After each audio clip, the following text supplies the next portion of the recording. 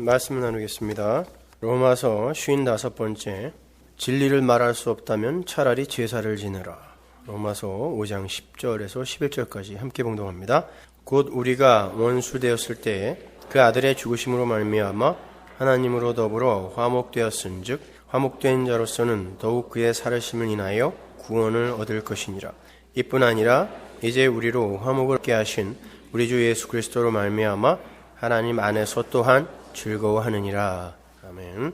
마태복음과 마가복음, 누가복음의 그 공관복음서가 공히 세례 요한의 죽음과 오병이어의 사건을 이웃하여 기록하고 있다는 것은 다 아실 것입니다. 항상 그게 연결이 되어 있어요. 세례 요한의 죽음은 오병이어의 사건 훨씬 전의 일인데 공관복음서가 공히 그 두 사건을 일부러 그 전에 죽은 사람의 이야기를 끌어다가 오병이어의 사건 앞에다 놓는단 말이에요. 한 번 더 기록한단 말입니다. 그건 주목할 만한 것이죠. 뿐만 아니라 요한복음도 오병이어의 사건 바로 앞에 세례 요한의 이야기를 붙여놓고 있는데, 요한복음에서는 세례 요한이 진리이신 예수를 증거한 사람이었다라는 그 예수님의 말씀을 오병이어의 사건 앞에 기록하고 있어요. 이 이야기들을 종합해 보면 세례 요한의 그 삶과 죽음이 예수를 증거한 삶이었다는 거고, 그게 요한복음에서 예수님 말씀이니까 그것이 바로 오병이어의 사건과 연관이 있다라는 걸 보여주는 거겠죠. 그러면 한번 보자고요. 세례 요한이 누구에게 죽었습니까? 헤롯 안티파스에게 죽었습니다. 헤롯 안티파스에게는 헤로디아라는 아내가 있었는데, 그 헤로디아는 원래 헤롯 안티파스의 동생인 헤롯 빌립의 아내였던 사람이에요. 그러니까 제수 씨를 뺏어버린 거죠.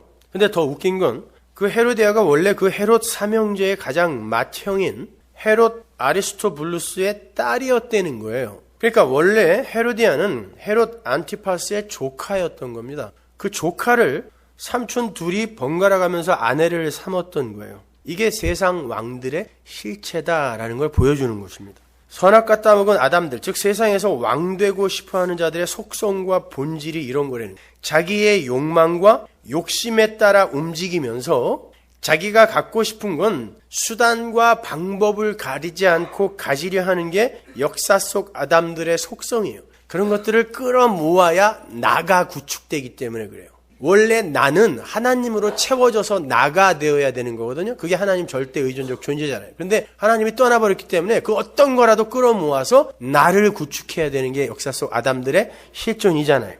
오스카 와일드의 살로메라는 희곡을 보면 헤롯 안티파스는 살로메에게까지 연정을 느끼고 있었다고 그래요. 그 오스카 와일드가 유대 역사서를 바탕으로 그 희곡을 썼다고 하니까 어느 정도 신빙성이 있는 말일 겁니다. 그러한 지저분한 관계 속에서 헤로디아와 살로메가 모녀예요. 광야에서 진리의 말씀을 설파하던 세례 요한. 세례 요한은 제사장집 맏아들입니다. 괜찮은 사람이에요, 원래요. 그 제사장집 맏아들인 세례 요한에게 마음이 갔었다 그래요. 물론 희곡에서 그려지고 있는 이야기입니다. 지금 제가 강조하고 싶은 내용을 분명히 전달하기 위해서 제가 오스카 와일드의 희곡을 좀 인용하고 있는 거예요. 역시 세상 왕들의 자기 욕망의 헌신, 투신의 모습이죠. 헤로디아와 살로메도요. 근데 세례 요한이 그들의 호의에 전혀 반응을 보이지 않을 뿐 아니라 자신들의 치부를 자꾸 들추어내니까 결국 세례 요한을 죽여서라도 자기들의 것으로 만들어내더라라는 게 오스카 와일드의 희곡 살로메의 줄거리예요. 그래서 나중에 세례 요한의 목을 쳐서 갖다 주니까 살로메가 모가지를 들고 그 입에 입을 맞추는 것으로 그 희곡은 끝이 난단 말입니다. 그게 사실이든 아니든 관계없이 성경은 정확하게 그러한 세상 왕들의 욕심과 욕망, 죄된 속성을 고발하고 있는 거예요. 세상 왕들의 그 왕실의 속성과 본질이 무언가를 폭로해내고 있는 거란 말입니다. 그러한 세상 왕들의 하나님처럼 되기 놀이에 찬물을 끼얹는 게 하나님의 말씀이었어요. 세례 요한은 광야에 외치는 소리라고 했죠. 회개하라 천국이 왔다. 하나님의 말씀으로 광야에 외치는 소리로 존재했던 게 세례 요한이니까, 말씀이 와서 그 세상 왕들 앞에 서니까 세상 왕들이 죄인으로 폭로되는 거예요. 그래서 세례 요한이 그들을 책망했다라고 이야기한단 말입니다. 인간의 가치와 자존심을 열심히 챙기면서 자신들의 자격과 조건을 열심히 쌓아서 행복과 구원에 도달해 보겠다고 하는 이 세상 아담 군상들에게 그러한 삶의 방식에서 유턴하지 않으면 도끼가 나무 뿌리를 찍듯 다 죽을 거라고 협박을 한 거예요. 그게 메타노이아, 회개하라, 천국이 왔다라는 세례 요한의 말이었단 말이에요. 니네 회개하지 않으면, 돌아서지 않으면, 인본주의, 율법주의에서 돌아서지 않으면 다 죽는다. 이게 말씀이었단 말이에요. 그러니까 세례 요한은 한마디로 예수 믿어라였어요. 자기 자신을 열심히 구축하고 쌓아서 자기를 믿으려고 했던 세상에게 아니 그거 믿지 말고 예수 믿어야 돼 라고 이야기한 게 말씀이었단 말이에요. 광야에 외치는 소리였단 말이에요. 하나님의 소리. 그래서 예수님께서 세례 요한이 나에 대해 증거했다라고 이야기한 거고 예수 믿어라 나에 대해 증거했다라고 이야기한 거고 바로 그 밑에서 성경이 나에 대해서 증거하고 있다라고 말씀을 붙이는 거예요. 그러니까 세례 요한이 성경을 이야기한 거고 그 성경이 바로 예수라는 거예요. 세례 요한은 말씀으로 성경으로 왔다가 간 사람이라는 거예요. 근데 성경으로 말씀으로 와서 말씀을 몸으로 살다 간 사람의 마지막이 어떻게 됐어요? 참수예요. 세상 왕에게 그냥 죽는 거예요. 잡혀 죽는 거예요. 그게 여러분의 이야기라는 거예요. 세례 요한의 회개의 외침과 분봉왕 헤롯의 이야기가 항상 맞물려 기록이 되어 있는 게 바로 그 이유에서 그래요. 분봉왕 헤롯은 항상 세상 왕은 항상 말씀을 죽이게 되어 있어요.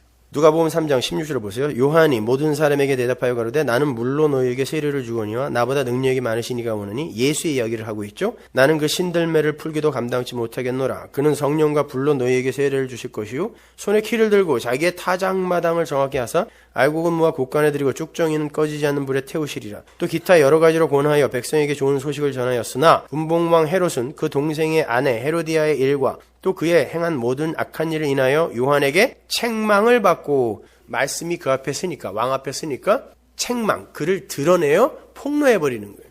이 위에 한 가지 악을 더하여 요한을 옥에 가두니라.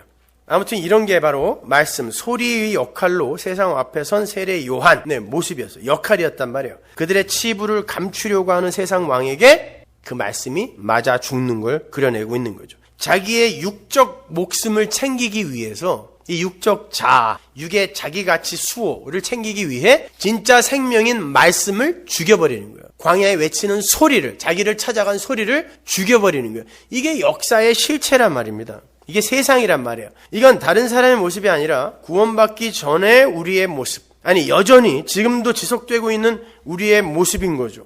우리는 그렇게 여전히 우리의 부끄러움과 우리의 어두움을 가리기 위해 오늘도 예수를 죽이잖아요. 아니 내가 언제 예수를 죽여서 그렇게 말씀하지 마세요. 말씀이 내 자존심을 지키기 위한 우리의 욕망 앞에서 부정되고 무시당하고 조롱당할 때 예수가 죽는 거예요. 말씀으로 오신 예수가. 그 말씀의 진리를 깨닫지 못하는 것 자체가 예수를 죽이는 거라니까요.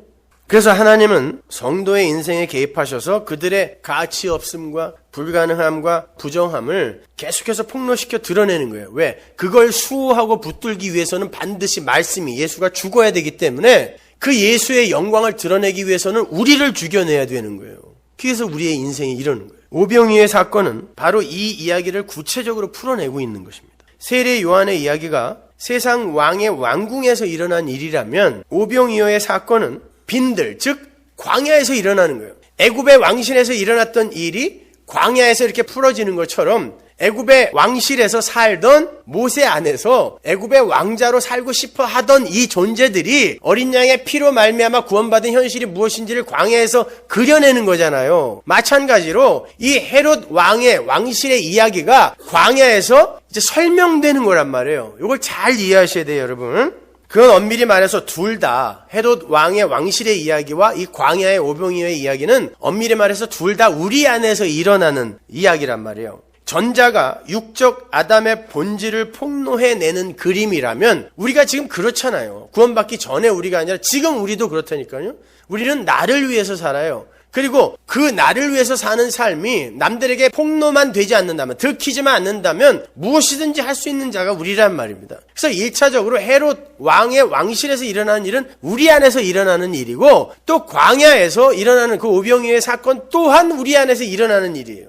그러니까 전자가 육적 아담의 본질을 폭로해내는 그림이라면 이 후자는, 광야의 이야기는 하나님의 열심에 의해 성취되는 복음의 현실, 이걸 그려내고 있는 거란 말이에요. 여러분, 그 광야는, 에레모스 광야는 세례 요한이 이 헤롯 왕실에 의해, 이 세상의 힘에 의해 죽임을 당한, 참수당한 세례 요한이 살던, 말씀을, 소리를 외치던 곳이 광야였잖아요. 그렇죠? 이 왕실의 이야기를 한 다음에 거기에서 잡혀 죽은 세례 요한이 말을 외치던 광야의 이야기가 붙어 있는 거란 말이에요. 왕에 의해 참수당한 하나님의 백성의 이야기가 다시 한번 이렇게 구체적으로 그려져 있는 거예요. 자, 그 에레모스 광야에 세례 요한이 섰던 그 자리에 예수님이 서세요. 세례 요한이 모형하고 있던 원형인 예수가 그 광야에 서는 거예요. 그리고 거기서 오병이어의 사건이 일어나는 거예요. 마태복음 14장 12절 보세요. 요한의 제자들이 와서 시체를 가져다가 장사하고 가서 예수께 고하니라. 예수께서 들으시고 배를 타고 떠나서 따로 빈들에 광야에 가시니 무리가 듣고 여러 고을로부터 걸어서 쫓아간지라. 여기에서 배가 고파서 오병이어가 나오고 그걸로 많이 먹고 12광주리가 남는 이야기가 이제 시작되는 거란 말입니다. 그러니까 세례 요한의 죽음과 이 오병이어의 사건이 이렇게 항상 붙어 있단 말이에요. 예수님이 세례 요한이 복음을, 말씀을 외치던 그 광야에 서서 똑같이 회개하라 천국이 왔다. 이 싱크로율이 너무 똑같죠, 그죠? 외치고 있는 거란 말이에요. 세례 요한이 왕궁에서 떡이 돼서 죽었습니다. 자기들의 배를 신으로 삼아 사는 자들의 역사 속 행태예요. 말씀을 죽여버린단 말이에요. 그런데 예수님은 그러한 자들 중 어떤 이들을, 우리는 모두 왕궁에서 왕되고 싶어하는 아담의 후손들이잖아요. 선악과 이외문 자들, 다 왕되고 싶어하는 자들이잖아요. 선악과 먹은 게 왜 먹었어요? 하나님처럼 되기 위해, 왕되기 위해 먹은 거잖아요. 그러니까 역사 속에 태어난 모든 인간은 헤롯 왕궁의 왕실에서 왕이 되고 싶어하는 자들이라면 다 그게 1차적으로 우리의 욕망이잖아요. 근데 거기에서 어떤 자들을 지금 광야로, 빈들로 끌어내는 거예요. 애굽의 그 많은 존재들 중에 약속 안에 있던 어떤 자들만 광야로 끌어내는 거랑 똑같은 그림인 거예요. 예수님이 광야로 빈들로 끌어내는 그림이에요. 지금 왕실에서 끌어내요. 끌어낸 다음에 어떤 일이 일어나는지 보세요. 그들을 광야로 끌어내요. 세례 요한, 왕에게 잡혀 죽은 세례 요한이 광야에서 말을 외치다가, 말씀으로 살다가 세상에게 잡혀 죽었잖아요. 그 광야에 있는 그들의 삶을 사용하여, 도구로 사용하여 뭔가 말씀을 하시겠다는 거예요. 지금요. 너희도 분명히 세상에게 맞아 죽어 참수당해 죽을 텐데 내가 너희들을 광야로 끌어내요. 세례 요한이 광야에서 말을 하다가 죽었잖아요. 세상 왕에게 말을 하다가 말이 되어 살다가 죽었단 말이에요. 광야에 외치는 소리가 되어서 살다가 죽은 것처럼 나도 너희들의 삶 속에서 그걸 그려낼 건데 그게 어떤 삶인지 보잔 말이에요. 세례 요한은 아주 극단적인 예가 되어서 참수되어 죽었지만 그 참수되어 죽는 게 어떠한 식으로 죽게 되는지를 보여주는 게 오병이어의 사건이란 말입니다. 여러분도 아시다시피 광야는 스스로의 노력으로 어떤 수확물도 얻어낼 수 없는 그런 곳이죠. 농사를 지을 수가 없어요. 정착을 할 수 없는 데니까. 이게 바로 세상 왕되기 놀이에 심취해 있는 인생들의 실체라는 걸 보여주는 거예요. 세상 왕들이 자기들이 왕이 되어 주체가 되어서 역사를 사용하여 뭔가를 계속 만들어내고 발전시키고 번영시키고 있는데 결국은 빈들인 거예요. 헛거라는 거예요. 그게요. 아무것도 없는 거라는 거예요. 성도는 그 사실을 인지하게 된다는 거예요. 그래서 그들만 광야에 나와서 배가 고픈 거예요. 역사는 끊임없이 무언가를 생산해놓고 그걸 먹는다고 이야기하고 있는데 사실, 기실, 그 실체를 확 벗겨보니까 다 굶어 죽고 있는 거예요. 뭐에? 말씀에 굶어 죽고 있는 거예요. 그리고 그 어떤 것도 생산해내지 못하는 그 상태로 헛것을 건축하고 있는 게 여기서 폭로가 되는 거란 말입니다. 그들에게 예수님이 그래요. 니들이 이 역사 속에서, 광야, 이 세상 속에서 우리는 여기를 헤롯의 왕궁으로 만들기 위해 열심히 살고 있지만 사실 광야잖아요. 그래서 교회를 광야 교회라고 하잖아요. 니들이 광야 속에서 니들이 전부 합심하여 생산해낸 걸 다 갖고 와봐. 말씀하시고 다 갖고 와봐. 그래서 남자만 5,000명인데 어린아이, 노인네, 여자 다 합치면 수만 명이에요, 여러분. 근데 그들이 갖고 있는 걸 전부 모아서 예수님 앞에 딱 갖고 왔는데 보리떡 5개하고 물고기 2마리. 보리떡 5개와 물고기 2마리. 제가 수요일 날 산상수훈에서 세상의 빛을 설명하면서 5과 2과 1에 대해서 설명해 드렸죠. 5달란트, 2달란트, 1달란트에서 설명해 드렸습니다. 모세 오경과 그것이 예수님이 공생애를 사실 동안에 하나님 사랑과 이웃 사랑으로 2계명으로 줄어들고 이것이 십자가에서 완료가 되어 영생, 구원, 믿음, 성령으로 우리에게 주어진 게 1달란트란 말이에요. 마찬가지예요. 5개, 2개, 오병이어가 그들에게서 나왔어요. 다 모았더니 그거 2개. 근데 보리떡은 뭐라 그랬어요? 가늠한 여자, 부정한 자들이 제사를 지낼 때 하나님, 제가 이 부정한 떡입니다. 이거 짐승의 먹이였잖아요. 제가 짐승의 먹이만도 못한 그런 존재입니다라고 고백하는 게 보리떡이었어요. 돌에 맞아 죽어야 할 자들이 내놓던 재물이란 말이에요. 인간들이 열심히 인본주의와 율법주의 안에서 뭔가를 해갖고 예수님이 빈들에서 내놔봐 그랬더니 보리떡 5개. 이어, 물고기는 뭐라 그랬어요? 난태생, 알을 낳다, 증대, 다산을 의미하는 거라 그랬죠.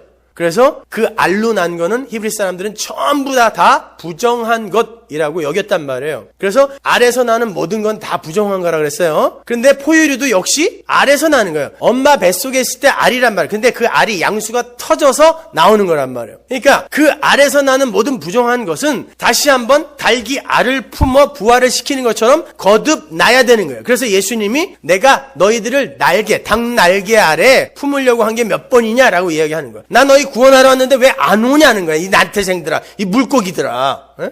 그러니까 지금 물고기, 보리떡 이건 다 부정한 거예요. 그런데 그들이 우리는 뭔가 하겠다고 해서 갖고 왔는데 그게 오병이어 부정한 거예요. 근데 그 달란트의 비유에서는 5달란트 남기고 2달란트 남겼죠. 누가? 착하고 충성된 종 예수가 남긴 거예요. 성취한 거란 말이에요. 근데 인간이 그걸, 역사가 그걸 성취하겠다고 하면 그게 뭐예요? 오병이어가 되는 거예요. 그걸 하나님께, 예수님께 드렸단 말이에요.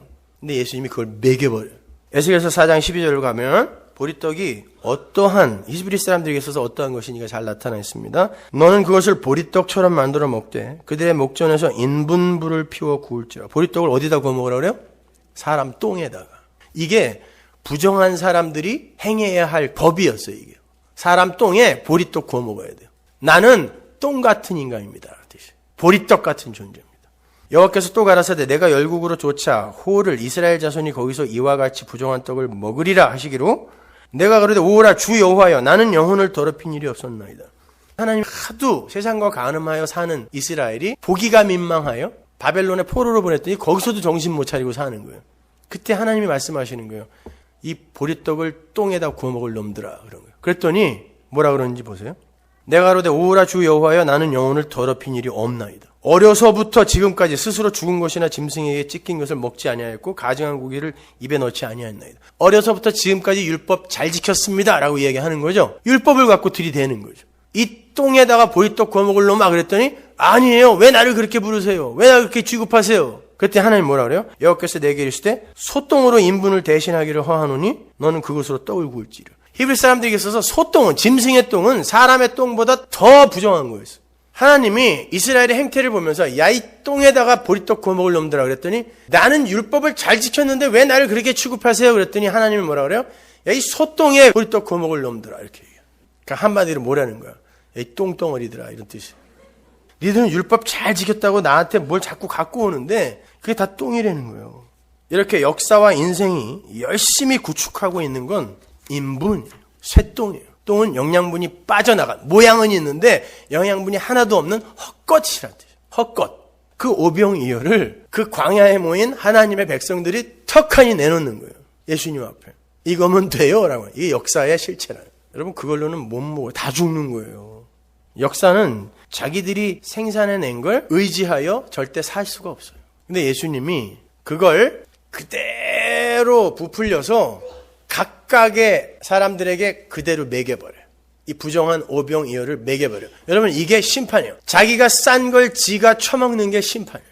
그건 사라질 거, 멸망할 거거든요. 그걸 매겨서 같이 멸망시켜버리는 게 심판이란 말이에요. 여러분 오병이어를 단순히 자기가 갖고 있는 걸 보잘것없는 거라도 내놓으면 하나님이 크게 튀겨주니까 바쳐라. 이건 코미디도 아닌 거예요. 농담도 아니거든요. 그 이야기 하는 거 아니에요. 무시무시한 얘기인 거예요. 이거 니들이 내놓은 거 이걸로는 이 하나님의 백성들이 절대 요기를 할 수 없다. 그래놓고 그걸 그대로 매겨버리는 건 니네는 이거 먹고 다 죽어야 된다는 뜻. 다 죽어야 된다는 거예요. 그런데 예수가 그들이 먹어야 할 그 보리떡, 똥에 구운 보리떡, 부정한 난태생의 물고기, 그걸 다 먹어버리고 보리떡과 물고기가 되셔서 죽으시고 그 오병이어 율법, 모세 오경과 두 가지로 줄어든 그 율법, 이걸 성취하셔서 그들에게 성령으로 먹히는 거예요. 이걸 구원이라고 그래요. 그런데 그게 성취되어 우리 안에 들어오면 이제 우리에게로 넘어오잖아요. 둘은 예수님이다. 착하고 충성된 종이 완료하셨지만 그 하나가 우리에게 넘어오면 육을 가진 우리는 이게 감당이 안 돼요. 그래서 감추고 싶고 숨기고 싶고. 왜? 세상 모든 사람들이 다른 길로 가고 있는데 나 혼자 이 예수 이야기를 하려니까 감추고 싶고 숨기고 싶고. 그러나 하나님은 못 감추게 한다는 거죠. 너희는 세상의 빛임으로 말 아래 두어봐라. 하나님이 홀랑 벗겨버려. 그게 세상의 빛이다예요. 그 말은 다른 말로 반드시 니네는 세상에게 빛으로 들키게 하여 죽이게 만들겠다. 꺼버리게 만들겠다. 세상이. 빛으로 오신 예수가 세상에 의해 꺼진 것처럼 무서운 말이란 말입니다, 여러분. 말라기에서 그걸 어떻게 얘기하는지 보세요. 말라기 2장 3절. 보라, 내가 너희의 종자를 견책할 것이요. 똥, 곧 너희 절기의 희생의 똥을, 율법, 절기의 희생의 똥, 이게 율법과 제사죠. 절기의 희생의 똥을 너희 얼굴에 바를 것이다. 이게 오병이어를 매겨버릴. 그럼 어떻게 돼요? 너희가 그것과 함께 제하여 버림을 당하리라. 이거예요. 근데 예수가 그 똥을 먹는 거예요. 저는 그 사마리아 여인의 이야기, 글을 읽으면서 그 초대 교부 오리겐의 책을 찾아서 읽게 됐는데 그 오리겐이 그 5 남편, 사마리아 여인의 그 5 남편을 모세오경 율법으로 풀더라고요. 그 밑에 설명은 별로 제가 동의가 되지 않았지만 거기서 힌트를 얻어서 달란트 비유를 다시 푸는 거예요. 5 남편이 사마리아 여자가 이 세상에서 나를 증명하고 나를 구축하기 위해 애를 쓴 게 5 남편을 취한 거예요. 모든 인간이 이 세상에서 나의 안전과 나의 유익을 위해 율법을 택해요. 선악과를 반드시 물게 돼 있다니까요. 근데 예수님이 그러는 거예요. 그거 네 신랑 아니야. 이게 무슨 말이냐면 너 걔네들이랑 혼인신고 안 했잖아. 이런 말이 아니라 했는지 안 했는지 어떻게 알아요? 그런 말이 아니라 선악과 따먹은 율법주의 아래의 모든 아담들은 반드시 모세오경 율법을 붙들어요. 내 신랑으로. 근데 율법이 신랑이 될 수 없어요. 예수가 은혜가 신랑이 돼야 된단 말이에요. 그 은혜의 신랑이 왔어요. 와갖고 너는 그 5 남편으로는 절대 혼인을 할 수 없다는 거예요. 근데 내가 신랑인데 나도 아직 십자가 안 졌어요. 그래서 나도 그 하나도 지금 있는 하나도 나도 네 신랑은 아직 아니라는 거예요. 내가 죽어 하나님을 사랑하고 이웃을 사랑하라는 이 2 달란트를 성취해야 그래야 하나님의 언약이 완성되고 그때 진짜 하나가 오는 거예요. 아들이 오는 거예요. 신랑이 오는 거예요.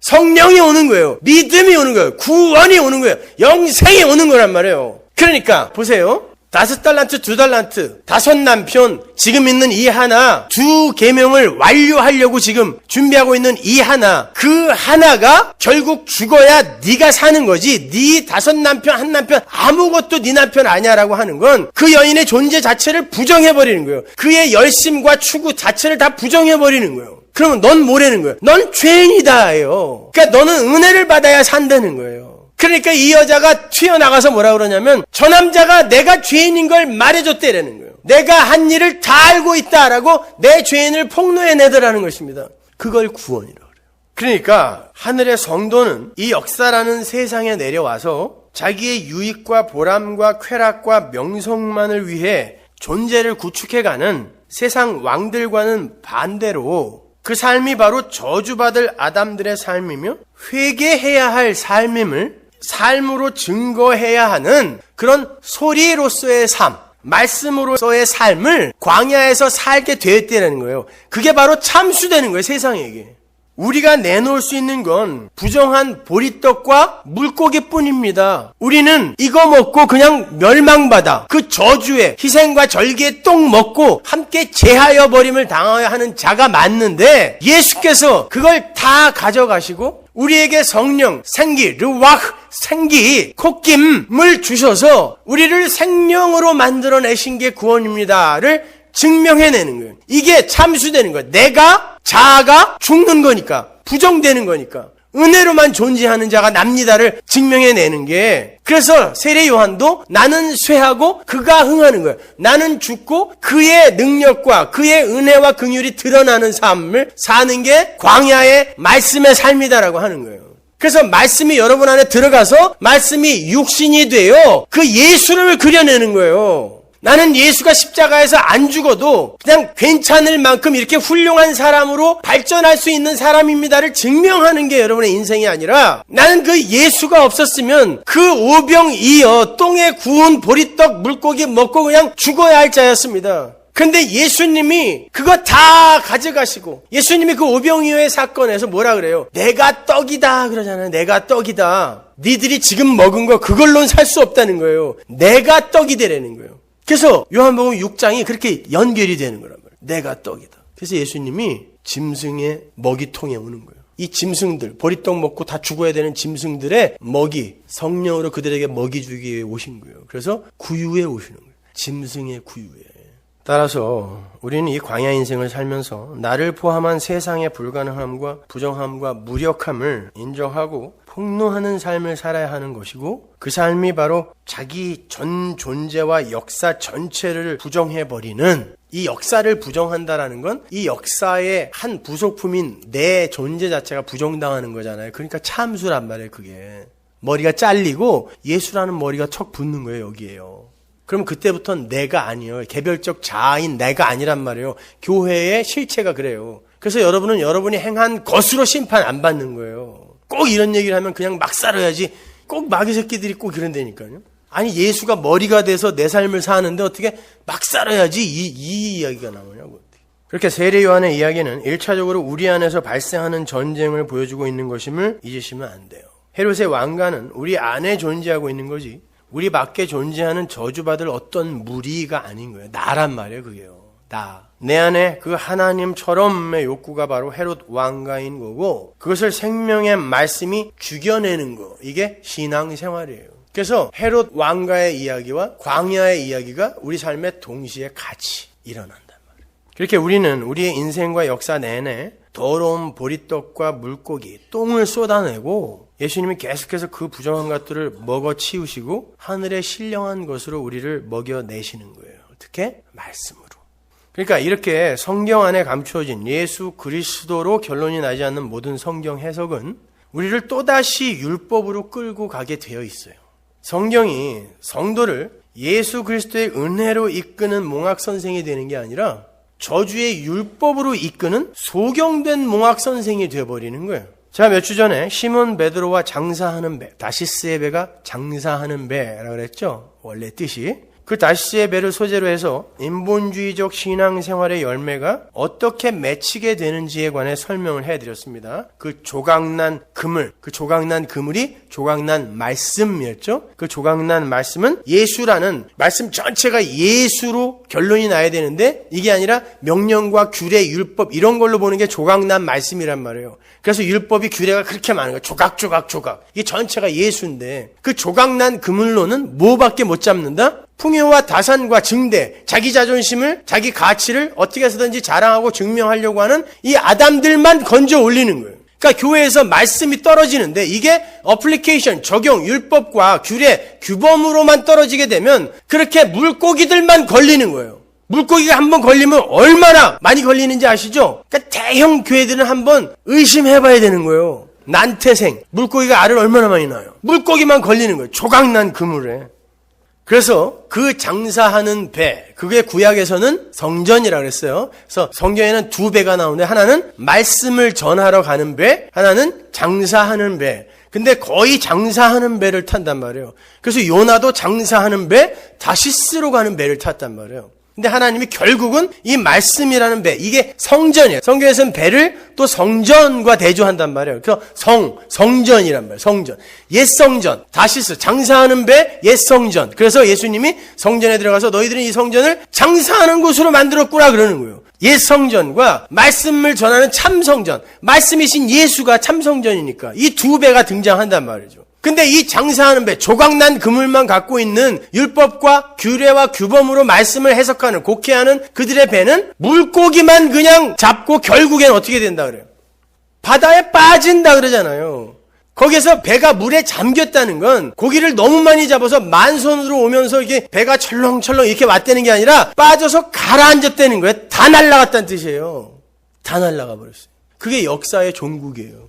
그래서 예수님이 광야에서 그 하나님의 백성 전체를 대표하는 그들에게 야 니들이 여태까지 이 광야에서 맺은 열매 갖고 와봐 그랬더니 그 몇만 명이 오병이어 율법만 갖고 오는 거예요. 율법의 행위만 갖고 오는 거예요. 그렇게 시몬의 배, 시몬이라는 말은 시므온, 기근, 기갈, 광야, 사막 이런 뜻이라고 했어요. 아직 반석, 베드로가 안 되는 거예요. 반석, 베드로가 되면 거기서 말씀, 생수가 터져 나와야 되는데 아직 시몬이에요. 여러분 서신서에서 베드로를 시몬 베드로 이렇게 부르는 거 봤어요? 없어요. 그에게 말씀이 들어가게 되면 그는 베드로예요. 반석이에요. 그때부터 말씀을 터뜨리는 사람이란 말이에요. 근데 아직 시몬 베드로란 말이에요. 그가 배를 다 뺏기고 배가 폭삭 주저앉았어. 가라앉았단 말이에요.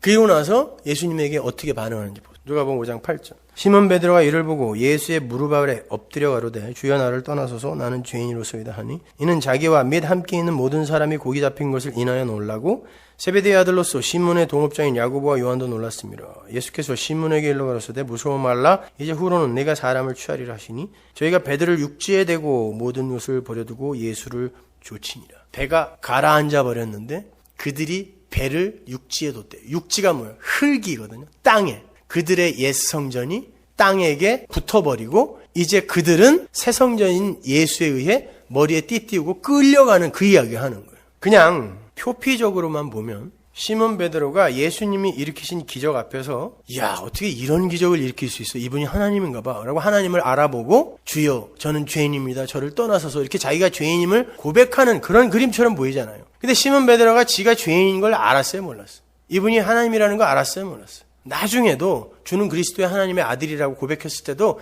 그건 하나님이 잠깐 알게 해주신 거예요 라고 말씀하셨잖아요. 몰랐단 말이에요. 그런데 이 사람이 갑자기 뭘 보더니 깜짝 놀라고 무서워서 그 무릎 아래 엎드렸다라고 이야기한단 말입니다.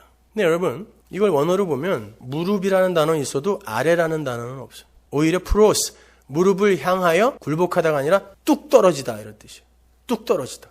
생각해보세요. 무릎에 어떻게 엎드려요? 어떻게 엎드려야 무릎에 엎드리는 거예요? 무릎 아래도 아니고 무릎을 향하여 엎드렸다 그러는데 여기에서 무릎이라고 번역된 헬라어 고니는요 히브리어로 바꾸면 베리트예요. 성경이 신약 성경이 헬라어로 기록된 건 이들이 바벨론의 포로로 잡혀가서 히브리어를 잊어버렸기 때문에 헬라어로 기록한 거란 말이에요. 그러니까 원래 이 의미가 잘 해석이 안 되면 히브리어나 아람어로 가서 다시 이해를 해야 되는 거예요. 그래서 이 고니, 무릎이라는 단어를 히브리어에서 찾으면 베리트, 이 베리트가 명사인데 이게 동사형일 때는 바라크예요. 바라크가 뭔지 아시죠? 복이 되다, 진리를 말하다, 복이 되다. 바라크예요, 복. 그 복을 향해 몸을 던지다, 몸을 떨어뜨리다 이런 뜻이에요.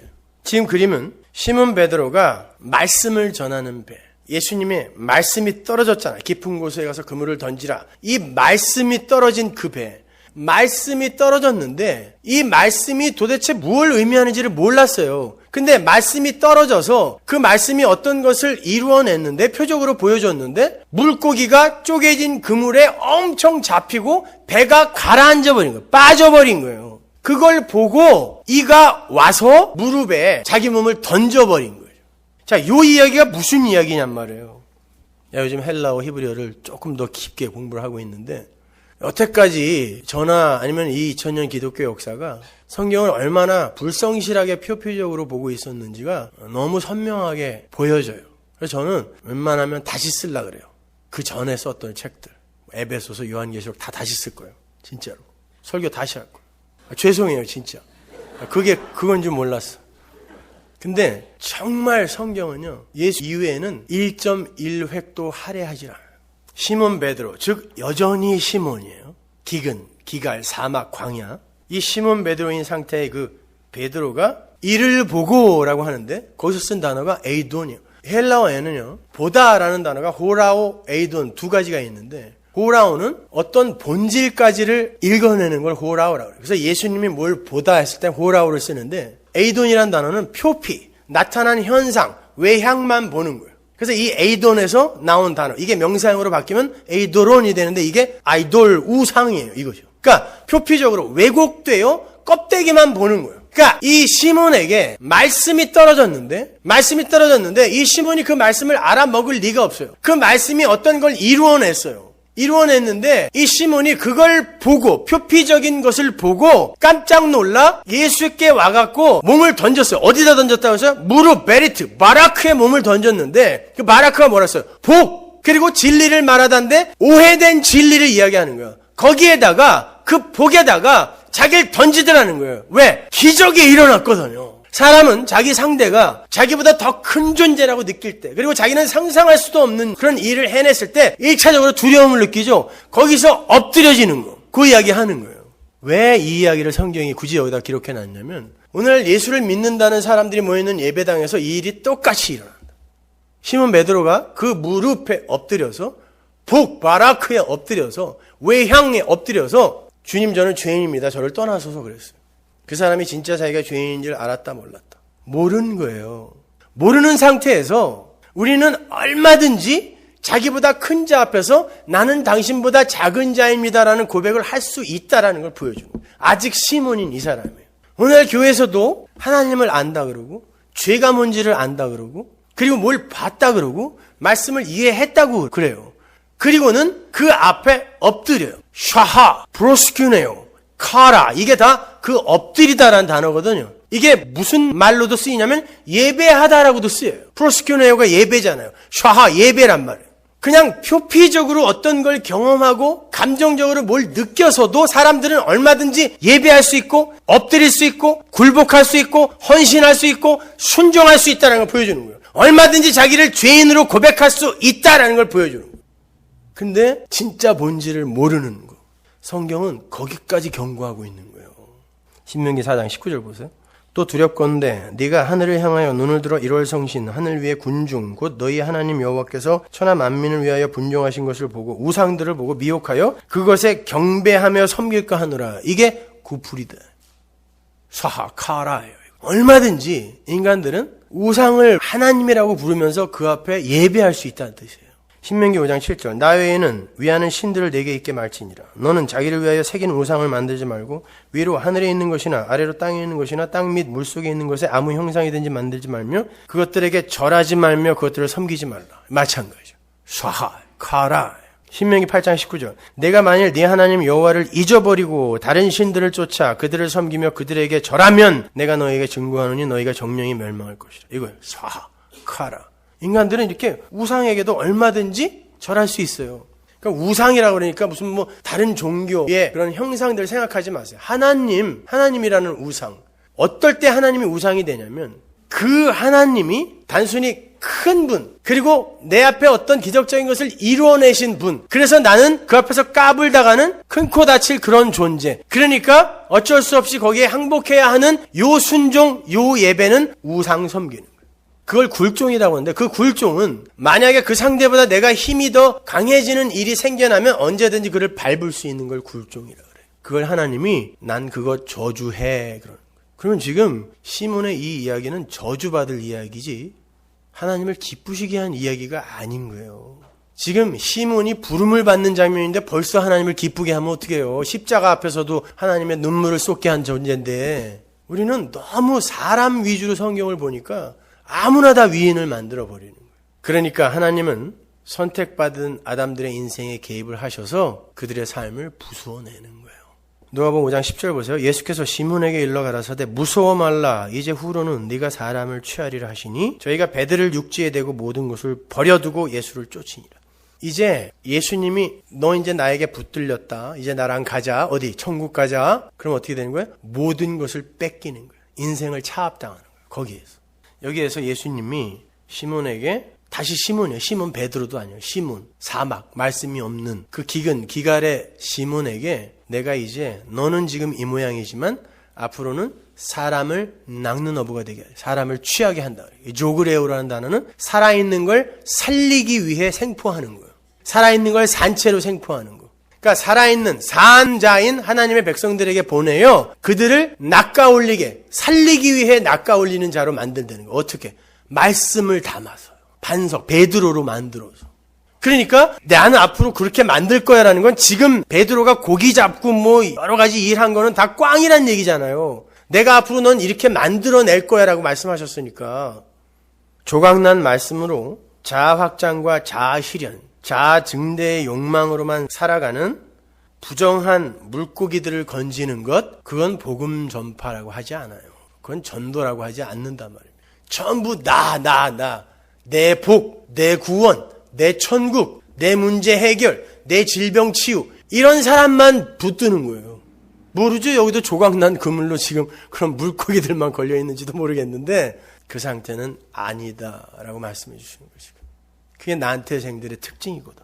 베드로는 이제 자기가 진짜 얼마나 불가능한 죄인인지를 삶 속에서 증명하고 증거하는 자로 살아야 돼요. 왜 자기가 보리떡이며 물고기인지, 성경이 말하는 똥인지를 폭로당하는 삶을 살게 되는 거예요. 그래서 교회의 기초, 이 위에 교회를 세우리라고 했으니까 교회의 대표라고 보시면 돼요. 그가 성경에 나오는 제자들의 쪽팔린 장면에는 항상 들어가 있는 거예요. 맨 마지막에 가장 부끄러운 일을 하죠. 예수님을 욕하면서 저주하는 그 자리까지 내려가는 거예요. 똥인, 얘가 똥이네요. 이거를 성경이 드러내주는 거예요. 여러분, 성경에 베드로가 뭐 대단한 일 한 거를 적어놓은 거 있어요? 밥 먹다가 도망가다가 바울한테 욕먹어, 고넬료 집에 가랬더니 안 가다가 하나님한테 욕먹어, 부인할 거야 그랬더니 안 부인한다고 그러다가 또 망신당해. 죄다 그런 거죠. 성경은 교회가, 베드로가 뭘 했다는 거에 관심이 없어요. 그가 얼마나 자기가 보리떡이고 물고기인지 똥인지를 드러냈는가에 관심이 있어요. 그런데 그를 어떻게 하나님이 베드로 반석으로 만들어냈는가에 관심이 있다니까요.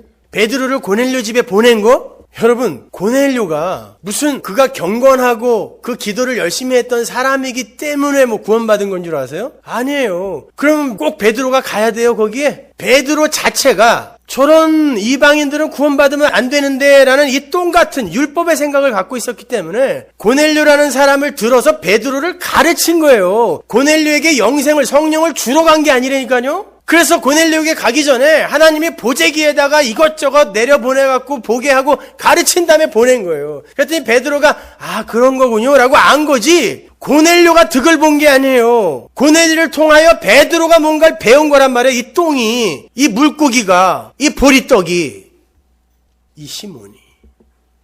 그렇게 성도는 이 역사와 인생 동안에 왜 하나님 나라는 하나님의 창조로만 완성되어야 하는지에 관해서 처절하게 체휼하고 교훈받는 삶을 살아야 되는 거지, 열심히 노력해서 하나님 나라 건축에 동참하는 훌륭한 자가 되는 걸 목적으로 삼으면 안 돼요. 그러한 시몬 베드로의 오해를 잘 설명하고 있는 게 바로 그 밑에 문둥병자의 이야기인 거예요. 그래서 거기에 붙어 있는 거예요. 이렇게 갑자기 왜 문둥병자가 나타나냐고요. 누가복음 5장 12절 보세요. 예수께서 한 동네에 계실 때 온몸에 문둥병 들린 사람이 있어 예수를 보고 엎드려 구하여 가로되 주여 원하시면 나를 깨끗게 하실 수 있나이다 하니 예수께서 손을 내밀어 저에게 대시며 가라사대 내가 원하노니 깨끗함을 받으라 하신대 문둥병이 곧 떠나니라. 예수께서 저를 경계하시되 아무에게도 이르지 말고 가서 제사장에게 내 몸을 보이고 또 네 깨끗게 됨을 인하여 모세의 명한 대로 예물을 드려 저희에게 증거하라 하셨더니 예수의 소문이 더욱 퍼지며 허다한 무리가 말씀도 듣고 자기 병도 나음을 얻고자 하여 보여오되. 예수님 앞에 갑자기 문둥병 걸린 사람이 나타나죠. 이 시몬 베드로의 그 이야기에 붙어 있는 거예요. 이게. 여기서 문둥병 들린 사람이라고 번역이 된 단어 레프라는 문둥병이라는 단어가 아니라 부정한, 모든 부정한 것을 총칭하는 단어예요. 근데 문둥병자도 이렇게 불렀기 때문에 그냥 개역성경의 번역자들이 문둥병자라고 한 거죠. 문둥병자라고 번역하자고요. 그냥 부정한 자. 그러니까 온몸에 문둥병이 들렸다는 건 부정으로 가득 찬 이런 뜻이에요. 꽉 찬.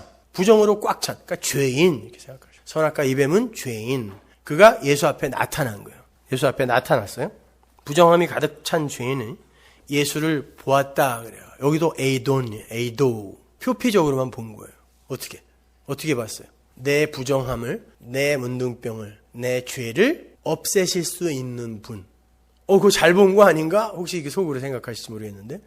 내 부정함을, 내 죄를, 내 문둥병을 깨끗게 하실 수 있는 분, 메시아를 이렇게 인식하는 사람, 주인공은 역시 나예요. 이걸 잘 분별하셔야 돼요. 예수님은 나의 죄, 나의 부정함, 나의 문둥병을 없애러 오신 분이 아니라 나는 예수님의 피가 아니면 그냥 문둥병자, 부정으로 가득 찬 자, 똥, 흙, 그 존재로 전혀 살 존재가 못 되었다라는 것을 아는 것과 그분이 나의 죄를 사해주러 오신 분, 이 인식은 하늘과 땅만큼 다른 거예요, 여러분. 계속 한번 들어보세요. 그 부정으로 가득 찬 사람이 주님을 보고 간청해요. 여기서 간청이라고 번역된 단어가 pray, 간구했다는 뜻이에요. 기도했어요. 자, 성도가 하는 건 다 하고 있는 거예요, 지금요. 시몬 베드로도 이 문둥병 환자도 기도했어요. 내 죄, 내 부정함 없애달라고요. 왜? 나는 이런 것과 어울리지 않으니까. 주인공은 누구? 나란 말이에요. 제가 왜 이걸 계속 강조하는지 제발 잘 새겨들으세요. 내 죄를 없애주세요의 주체가 나면 그것도 죄예요.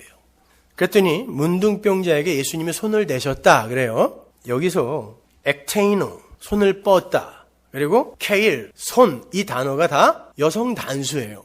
만약에 손을 뻗으신 분이 예수님이고 그 손이 예수님의 손이었으면 그게 남성 단수로 쓰여야 돼요.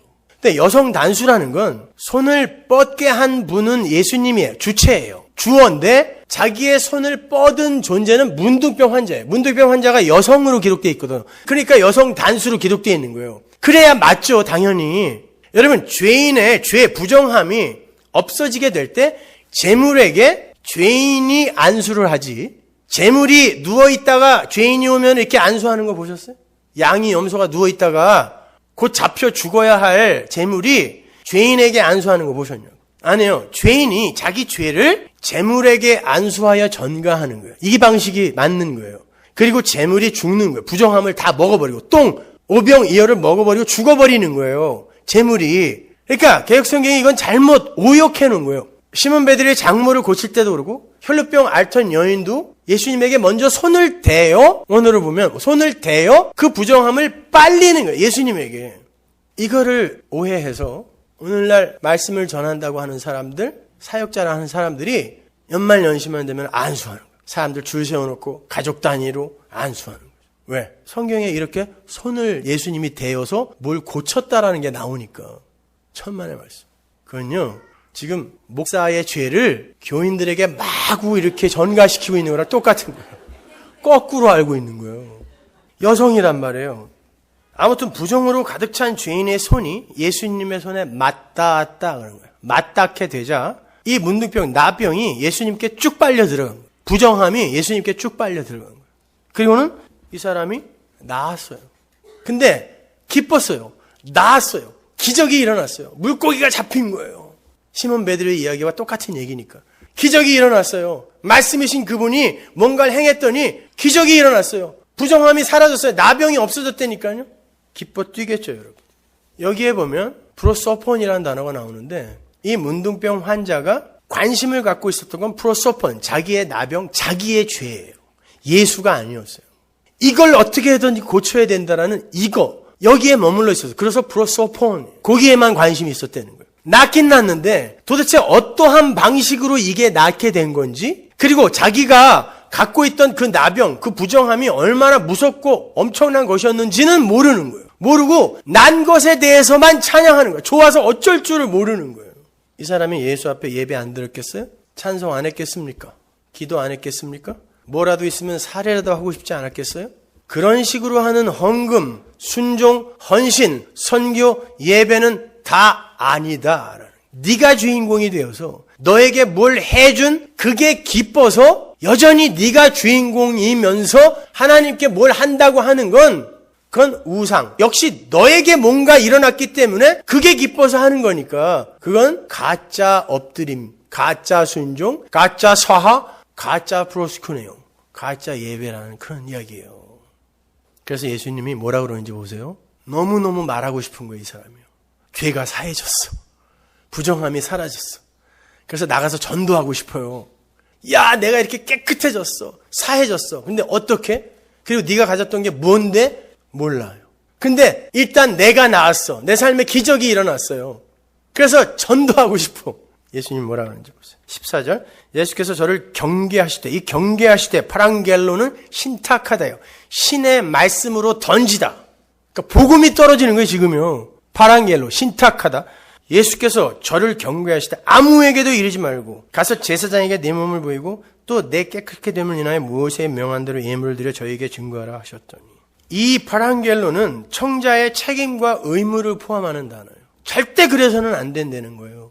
이걸 의역을 하면 이래요. 너에게 일어난 일을 아무에게도 또 어떤 것도 하나도 이야기하지 말라라는 뜻이에요. 하나도 이야기하지 말라. 아무에게도. Nobody, nothing 이런 뜻이거든요. 하나도 이야기하지 말아라. 그게 복음이다. 이런 뜻이에요. 예수께서 바랑겔로 신의 말씀으로 말씀하셨어요. 신의 말씀은 복음이에요. 복음을 말씀하셨는데 뭐라 그러냐면 네가 본 거를 네 이해의 수준에서 누구에게건 아무에게도 이야기하지 말아라. 이게 복음이다. 이런 뜻이에요. 이게 무슨 말인지 아시겠어요, 여러분? 바로 위에서 시몬 베드로가 예수님을 곡해해서 말씀을 곡해해서 엉뚱한 예배와 순종의 모습을 보여줬잖아요. 그리고 엉터리로 자신의 죄인됨을 고백했단 말이에요. 그걸 염두에 두고 이 치유된 문둥병자의 이야기를 이해해야 된단 말이에요. 이 문둥병자는 자신의 프로소폰, 문둥병, 나병, 자기의 죄 여기에만 관심이 있었지 그걸 용서해 주시는 그분의 사랑과 은혜와 그분의 능력과 그리고 내가 가진 죄의 이 깊이와 더러움과 본질을 모르는 거예요. 그냥 기쁘기만 하는 거예요, 지금요. 이러면 안 된다가 아니라 우리가 그런 수준과 과정을 통과한다는 얘기예요, 여러분. 근데 끝까지 이렇게 가는 사람은 아니라는 거예요. 간절히 기도를 했어요. 그랬더니 부정함이 떠나가 버렸어요. 그가 말씀이신 예수 그리스도를 어떻게 이해했겠어요? 나라는 주체, 주인공의 죄를 없애주기 위해서 오신 능력자, 조력자, 메시아, 그리스도 이렇게 여전히 나를 가운데 두고 하나님은 아웃사이더로 배치를 해놓는 거예요. 이렇게. 그대로 나가서 이야기하면 안 된다는 거예요. 그래서 함부로 단기 선교 이런 거 가면 안 돼요. 가갖고 뭐 전하고 왔냐고 그동안에. 열심히 애들 밥이나 해주고 왔지 뭐 하고 왔어요. 애들 닦여주고 놀아주고 그걸 선교라고 그래요? 그냥 구제라 그래요. 착한 일 그래요. 착한 일. 좋은 말이네. 착한 일. 선교는 가서 예수가 전해져야 되는 거예요. 말씀이 전해져야 되는 거예요. 예수님께서 그 상태에서 네가 무슨 말을 하던 그건 복음이 아니다 라고 지금 말씀하시는 거예요. 그래서 말하지 마라 그래요. 그럼 뭐 어떻게 하라? 바로 뒤에 알라 그러나 라는 단어가 있어요. 그리고 다음 문장을 이어져. 이거는 하면 안 되지만 해야 하는 게 있어. 그래서 알라예요. 그러나가 나와요. 해야 하는 게 있어. 반드시. 뭐라 그래요? 가서 제사장에게 내 몸을 보이고 또 내 깨끗게 됨을 위하여 모세의 명한 대로 예물을 드려 저에게 증거하라. 제사 지내려는 거죠, 이거요. 이 말이 돼요? 말을 하려고 그랬는데 복음을 전하려고 그랬더니 야야 그거 하지 마. 하지 말고 가서 제사 지내. 그러는 거예요, 지금. 이해가 가셨어요, 이게요? 말하지 마. 제사 지내 가서. 그 말이잖아요, 이게요. 이게 정확히 직역을 하면 이래요. 가서 모세가 정리해 놓은 그 율법대로 여기 예물, 재물이란 단어 없어요. 아우투스, 너 자신이란 말은 있어요. 너 자신으로 네 구속됨을 쇼우, 보여라. 다시 한번요. 너 자신으로 말은 하지 마. 말하지 말고 너 자신으로 모세가 정리해 놓은 율법대로 네 구속함을 쇼우, 보여라. 무슨 말이냐면 넌 아직 복음이 뭔지 모르니까 이 구원이 뭔지 모르니까 내가 네 삶을 갖고 그의 인생을 차압하는 거예요. 시몬의 인생을 차압한 것처럼 차압해서 쇼우 보이겠다는 거예요. 뭐를? 너 자신을 갖고 구속함, 정결함이 무엇인지를 모세가 정리해 놓은 그 규례, 율법대로 차례차례 보이겠다는 거예요. 어떻게? 레위기로 가보면 털 깎고 옷 뺏기고 완전히 그냥 죽여버리겠다는 뜻이에요. 레위기 14장으로 가보세요. 6절.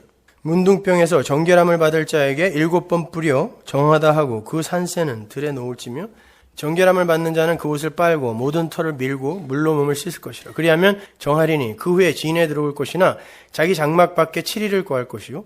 계속 7이 나오죠. 이거는 창조의 수, 안식의 수, 완료의 수예요. 완전수. 새를 잡아서 피를 7번 뿌리고 그리고 한 새, 죽은 새의 피를 산새에게 뿌려 새를 얘는 살려주고 뭐 이런 것들을 계속 해야 돼요. 계속 뭔가가 죽어나가고 어떤 것이 살아나는 거거든요. 그리고 7일 동안 광야에 나가야 돼요. 병이 나은 문둥병자가 마찬가지예요. 여러분 어린 양의 피로 정결케 되어 구원받은 자가 광야 40년을 살아야 돼요. 이게 7이에요. 7일 동안 밖에 있어야 돼요. 진 밖에 있어야 돼요. 광야에 있어야 돼요. 뭐 하냐면 9절 7일 만에 그 모든 털을 밀되 머리털과 수염과 눈썹을 전부 밀고 그 옷을 빨고 몸을 물에 씻을 것이라. 그리하면 정하리라. 그 껍데기에 하여튼 너라고 인식이 될 만한 건 다 깎아버리고 벗겨버리는, 깨끗이 빨아버리는 거예요. 그리고 10절 제8일에 그는 흠없는 어린 수양 둘과 1년 된 흠없는 어린 암양 하나와 또 고운 가루 에바 10분 3에 기름 섞은 소재물과 기름 한 록을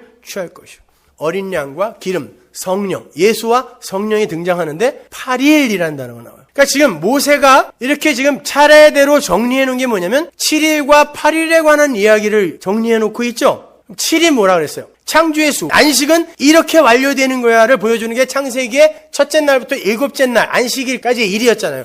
요게 묵시 속에서 하나님의 나라가 완료가 되고 완성이 되는 그 모습이란 말이에요. 7. 근데 이게 역사 속으로 내려오면 인간은 요 7에다가 하나님이 완료하신 안식에다가 항상 자기들의 행위와 율법을 보태려고 하죠. 그래서 이 7을 똥으로 번복시켜 놓는다니까요. 하나님의 것을 율법이 내려오면, 예수라는 율법이 내려오면 예수로 받아들이는 게 아니라 이걸 율법으로 받아서 이걸 완전히 죽여버리고 뭉개버리는 게 인간인 것처럼 안식 7, 하나님의 일이 뜻이 이 땅에 내려오면 선악과 입의 문 아담들에게는 반드시 이거는 우리가 기여해서 완료해야 하는 어떤 것으로 오병이어 율법 똥으로 만들어버린다는 거예요. 거기에 언약이 가입해야 되죠. 언약이 뭐예요? 에베소서 1장 4절. 어린 양의 피로, 아들의 피로 점도 없고 흠도 없게 만들어내는 거예요. 언약. 그래서 역사 속에서 이 7이 설명되기 위해서는 이 7을 인간들이 똥으로 만들어놔서 이 똥이 되어 예수가 죽고 이게 예수의 죽음 피에 의해 완성이 됐다는 걸 설명하기 위해 8일째 살아나서 이제 이게 예수에 의해 완료됐다는 걸 알겠어 라고 8일 안식 후 첫날 9일 10일은 없어요. 성경에 8일이에요. 이 영원한 8일이 어떻게 완료가 되는지를 보여주는 게 7일 8일이란 말이에요. 그래서 여러분은 이 8일 주일날 예배를 드리는 거예요. 안식을 여기에서 경험하는 거란 말이에요. 아, 예수에 의해서, 어린 양에 의해서 이 안식 7은 완료되는 거구나. 근데 우리가 자꾸 그걸 똥으로 만들어 놓으니까 예수가 죽어서 8일째 뭐예요? 어린 양과 성령, 기름을 증거물로 내놓으면서 이렇게 해서 하나님 나라는 완료된 거야 라고 보이는 게 이 문둥병자 이야기란 말이에요. 자, 요 이야기를 문둥병자 네 삶을 통하여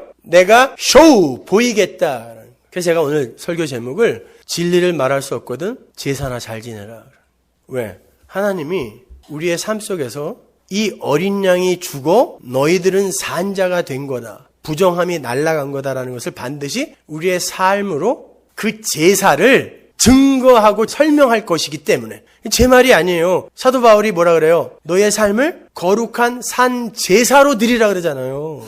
그 제사가 어린 양의 삶이 여러분 안에 나타난다니까요. 그래서 그 광야에 세례 요한이 참수되어 죽은 거고 그 광야에 오병이어를 먹은 그 사람들이 아 우리가 내놓는 건 다 똥이구나. 이걸 폭로당하는 거고 이 광야에 여러분이 저는 죄인 중에 괴수 맞습니다. 라는 이 고백을 하는 삶을 살게 되는 거예요. 지금. 그게 여러분의 인생이라니까요. 다른 거 없어요. 하나님은 반드시 그렇게 만들어내겠다 그랬어요. 반드시. 보세요. 그 위에서는 시몬 베드로에게 너 말씀을 한참 곡해해도 너무 곡해한다.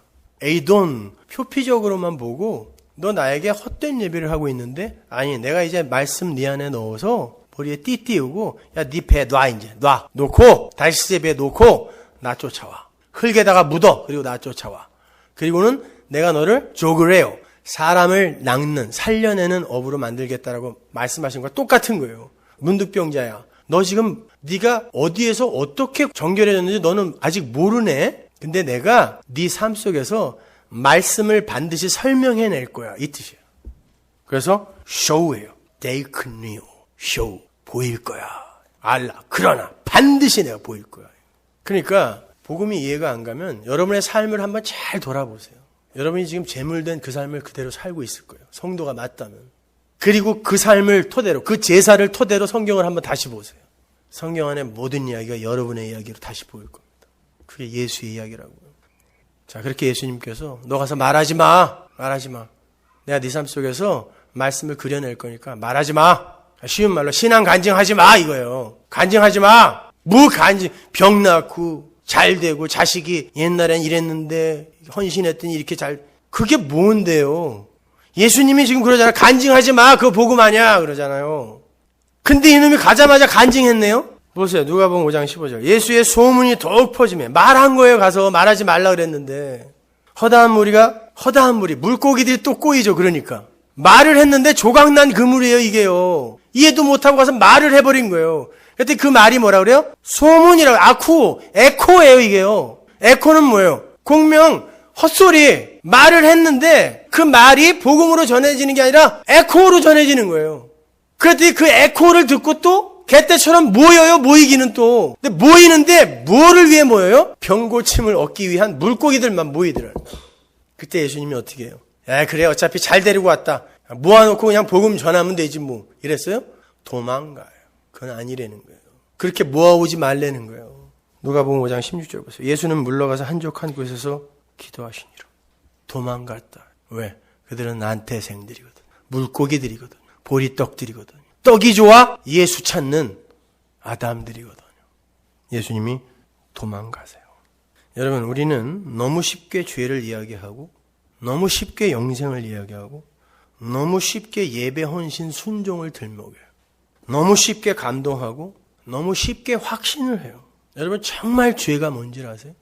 여러분 안에 그게 여전히 붙어 있다면, 예수님이 그거 해결해 주지 않았다면 우리는 과연 어떠한 지경으로 떨어질 수밖에 없는 자인지를 진짜 아시냐고. 예배가 뭔지 아세요? 찬송이 뭔지 아시냐고. 우리는 그런 것에 대한 정의도 제대로 못 누리고 뭔가에 홀린 듯 예배하고 찬송하고 순종한다 그러고 헌신하고 이러고 있는 거예요. 성경은 그걸 이렇게 무섭게 경고한다니까요. 그런데 아직까지도 예수님은 나를 구원하셔야 되고 나에게 천국을 허락하셔야 하며 나에게 상을 준비하고 계셔야 하는 이런 분이다라고 그 예수를 이해하고 있는 사람이 진짜 복음을 이해한 사람이 맞을까요? 성도는 내가 예수의 죽음에 의해 내 죄가 사해졌다라는 걸 고백하는 자가 아니라 나라는 존재의 생명은 예수의 죽음으로 밖에는 주어질 수 없는 불가능한 것이었다를 고백하는 사람인 거예요. 이 고백을 하기 위해 오늘도 우리는 계속 예수의 철장에 맞아 죽는 겁니다. 우리는 예수의 원수예요. 지금도 마찬가지. 지금도 죄인이에요. 로기조마이, 의인으로 여겨주시는 것뿐입니다. 여전히 우리는 오병이요, 우리의 행위와 됨됨이와 외모로 똥에 구운 보리떡과 난태생의 부정한 물고기만 내놓고 있어요. 아니라고 말씀하지 마세요. 그 삶 속에서 반드시 예수라는 열매, 예수라는 약속의 후손을 낳게 만드는 게 하나님의 뜻입니다. 요즘 뭐 나가수, 나는 가수다, 이런 프로그램이 아주 센세이션을 일으키면서 여러 가지 신조어들이 생겼죠.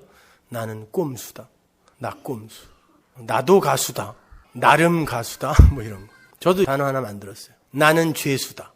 줄여서 나죄수. 심장에 새기세요. 나죄수.